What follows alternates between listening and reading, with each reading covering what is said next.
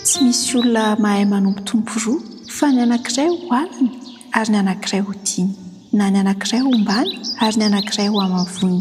Tsy mahay manompo an'Andriamanitra sy mamona ianareo. Matthieu 9:1-20.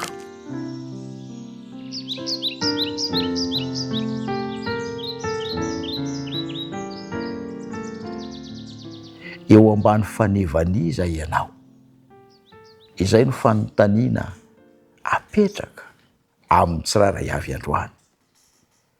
Ny vakiteny izay rahantsika namaky tany am-piandohana dia milaza amintsika ny amin'ny fisian'ireo sokajin'olona roa izay manana safidy mazava tsara ny amin'izay andaniany.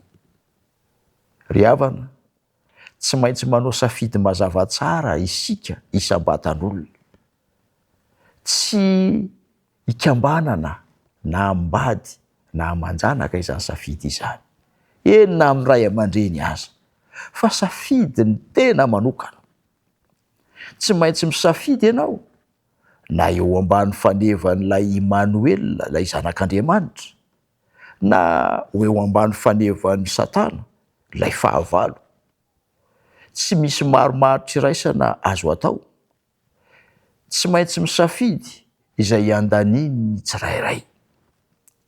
Ireo izay andany eo ambany fanevan'ilay voatetin-drà sady efa voatetin-drà ny andrinan'ny fiainana dia hanao an'i Satana ho fahavalo. Tsy hifankizatra amin'ilay lalana izay mety hitondran'ny fahavalo azy.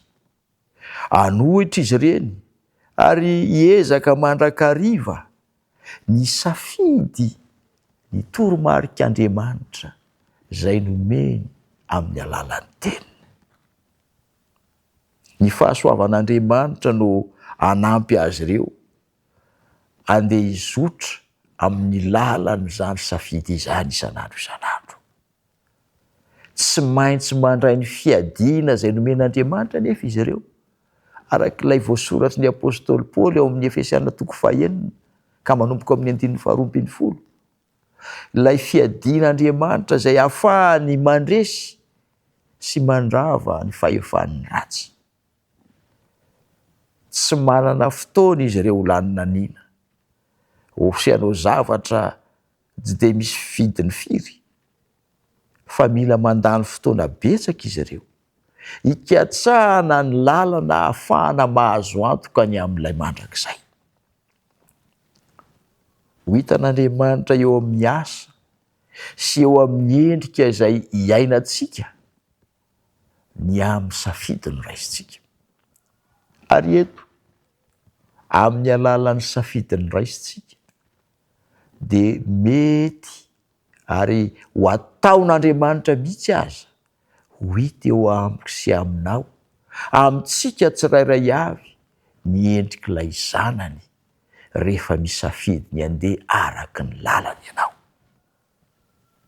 Fitiavana nanaovan'Andriamanitra izany, satria izay rehetra mieritreritra no hoany amin'ilay fanjakan'Andriamanitra dia tsy maintsy mizotra araky ny sitrapon'ilay tompon'ny fanjakana. Koa androany miantso anao izy, atsotra ny mandrakariva ny sandrom-pitiavany mba hamihana anao, hitantana anao, ary te hifaly hiaraka aminao izy amin'ny mahavahoaka izay nofidiny sy safidiny anao mba hiaraka aminy.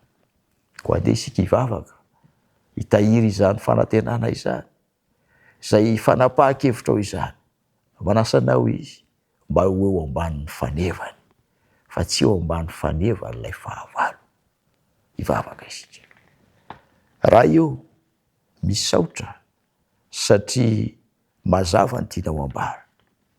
Tsy misy afa-tsy safidy tokana ny tokony hanananay, na iray dia hiaraka aminao, na hanohitra ny lalana iriana ho andehananay. Misafidy izay ny andeha eo ambany fanevan'i Kristy. Azony amin'izany safidy izany izahay. tantany mba hivelona araka izany izahay, ary tehirizo mba tsy ho solafaka andalana.